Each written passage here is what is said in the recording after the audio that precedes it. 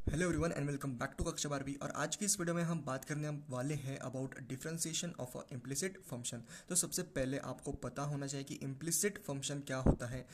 इसी को मद्देनज़र रखते हुए मैंने ये दो एग्जांपल्स लिए हैं और इन दोनों एग्जांपल्स से मैं आपको समझाऊंगा कि इम्प्लिसिट फंक्शन आपका होता क्या है और आप इसे किस तरीके से सॉल्व कर सकते हो। ये दो एग्जाम्पल्स है आपके सामने। तो हम क्या करते हैं, आप हम करेंगे फर्स्ट एग्जाम्पल है आपके पास और हम इसे इन टर्म्स ऑफ वाई निकालेंगे। यानी कि आपका जो फर्स्ट एग्जाम्पल है हम इसे क्या करेंगे, वाई कॉमन निकालेंगे और इस पूरे फंक्शन को इन टर्म्स ऑफ वाई निकालेंगे। ओके, तो वाई अगर हमने यहाँ से कॉमन निकाला तो 1 - x² is equals to -(x³ और y is equals to -(x³/1 - (x²)। तो जब हमने y कॉमन निकाल करके इस पूरे फंक्शन को इन टर्म्स ऑफ y निकाला तो हमें समझ गया कि ये जो फंक्शन है ये हमारा y is equals to f(x) वाला फंक्शन है। ओके, और इस फंक्शन की अगर मैं बात करूँ तो x³ plus y³ plus 3axy is equals to 0। और अगर इस फंक्शन को मैं इन टर्म्स ऑफ y निकालूँ तो कैसे होगा, तो देखते हैं हम कैसे होगा। y in bracket y² plus 3ax is equals to -(x³). तो y in terms of x यहाँ पर कैसे आएगा, -(x³) ये वाली टर्म है यहाँ पर नीचे जाने वाली है y² प्लस 3ax। तो ये कुछ इस तरीके से आपकी y की वैल्यू आई। ओके, तो x³ plus y³ plus 3axy ये हमारा फंक्शन था। ओके, तो जब हमने y ये जो पूरे फंक्शन है हमने इन टर्म्स ऑफ y निकाला तो यहाँ पर क्या हुआ, यहाँ पर आपकी y की वैल्यू y² आपका रह गया।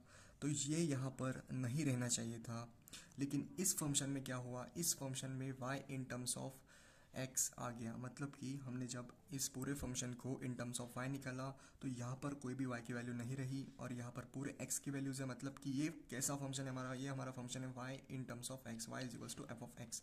लेकिन जब हमने इस फंक्शन को, ये हमारा सेकंड फंक्शन है और ये हमारा फर्स्ट फंक्शन है, तो इस फंक्शन को जब हमने निकाला इन टर्म्स ऑफ y तो यहाँ पर एक y² की वैल्यू, y² की जो टर्म है y² की यहाँ पर रह गई।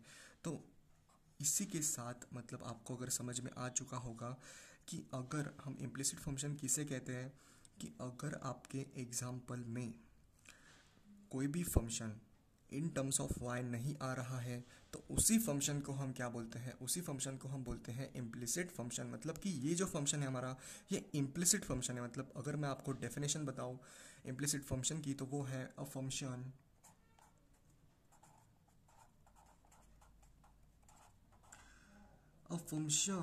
f in terms of x and y is said to be implicit function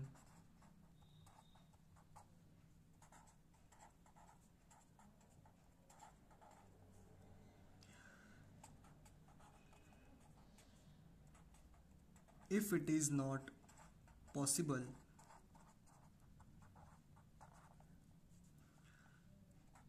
to express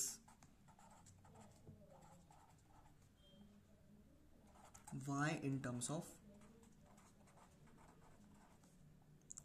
x। तो मतलब आपको अगर ये डेफिनेशन समझ में आ गई है तो क्या आपको समझ में आ चुका है कि इम्प्लिसिट फंक्शन हम किसे बोलते हैं। कि अगर आपका फंक्शन जो है, मतलब कि a function f in terms of x and y is said to be implicit if it is not possible, अगर ये पॉसिबल नहीं हुआ कि आपको एक्सप्रेस, मतलब कि y in terms of x या आपका अगर एक्सप्रेस नहीं हुआ, it is not possible, then जो आपका फंक्शन होगा वो इम्प्लिसिट फंक्शन है। और इसी फंक्शन का हम डेरिवेटिव निकाल सकते हैं। हम कैसे निकालेंगे इस विषय पर हम बात करने वाले हैं। कि ये जो फंक्शन है आपका वो इम्प्लिसिट फंक्शन है और आपको मैंने बता दिया कि इम्प्लिसिट फंक्शन हम किसे कहते हैं। ये फंक्शन हमारा इम्प्लिसिट फंक्शन नहीं है और ये फंक्शन आपका इम्प्लिसिट फंक्शन है, तो इसी फंक्शन का हम डिफरेंशिएशन निकालेंगे।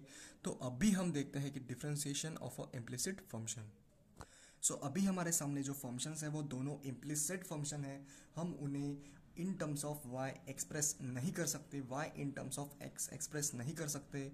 तो इसी फंक्शन का हम आज देखेंगे कि डिफरेंशिएशन कैसे करेंगे। तो सबसे पहले आप सभी को पता होगा कि आपको क्या करना है। सबसे पहली स्टेप जो होगी वह मैं आपको बताऊंगा, वो होगी आपकी डिफरेंशिएट करना है आपको इस फंक्शन को विथ रिस्पेक्ट टू एक्स। तो सबसे पहले विथ रिस्पेक्ट टू एक्स आपको इस फंक्शन को डिफरेंशिएट करना है। तो यहाँ पर जब आप डिफरेंशिएट करोगे तो यहाँ पर प्रोडक्ट रूल लगने वाला है। तो प्रोडक्ट रूल कैसे लगेगा? First function as it is into differentiation of second function plus second function as it is into differentiation of first function.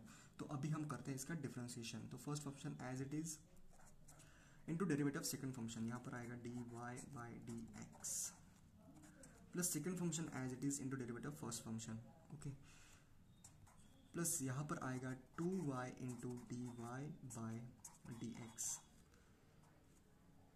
Is equal to tan x का डेरिवेटिव क्या होता है? वो होता है sec square x plus y का derivative dy by dx, okay. तो यहाँ पर y था, लेकिन इन टर्म्स ऑफ हमें differentiate with respect to x करना था, इसीलिए यहाँ पर dy बाई dx आया, dy बाई dx आया, ओके। तो अभी हमें क्या करना है? अभी हमें dy बाई dx को कॉमन निकालना है। बस ये स्टेप अगर आपने कर ली तो बहुत बढ़िया बात होगी, आपका जो प्रश्न है वो सॉल्व हो जाएगा। आपका जो प्रश्न है वो सॉल्व हो जाएगा बहुत आसानी से। dy बाई dx को जब हम कॉमन निकालेंगे इस एक्सप्रेशन से, तो यहाँ पर आने वाला है आपका sec square x minus of y upon में क्या आने वाला है आपका? जब हम dy बाई dx कॉमन निकालेंगे तो यहाँ पर आएगा dy बाई dx, और जब हम यहाँ पर कॉमन निकालेंगे तो यहाँ पर माइनस ऑफ 1, सो यहाँ पर क्या आएगा आपका x plus 2y minus of 1। सो ये आपका डिफरेंशिएशन हो गया इम्प्लिसिट फंक्शन का। इसी तरीके से आपको क्वेश्चंस को अटेम्प्ट करना है। कोई भी अगर इम्प्लिसिट फंक्शन अगर आपको दिखे तो ये भी आपका इम्प्लिसिट फंक्शन है। अगर आप इसे घर पे जाकर y in terms of x निकालेंगे, इन टर्म्स ऑफ x अगर इसे एक्सप्रेस करेंगे तो ये एक्सप्रेस नहीं होगा। तो ये आप निकाल सकते हैं घर पे, मुझे पता है ये इम्प्लिसिट फंक्शन है तो इसलिए मैंने डायरेक्ट इसका डिफरेंशिएट कर दिया। और ये आपका सेकंड एग्जांपल है जो कि आपको सॉल्व करना है घर पे। Sine square y plus cos X Y plus pi. तो इस फंक्शन का आपको dy बाई dx यानी कि डिफरेंशिएशन करना है। ये भी आपका इम्प्लिसिट फंक्शन है, ये भी आप चेक कर सकते हो। और अगर आपको differentiation of a implicit function अगर आप समझ चुके हैं तो इसी के साथ हम समाप्त करते हैं इस वीडियो को, और तब तक के लिए आगे बढ़ते रहिए। All the very best.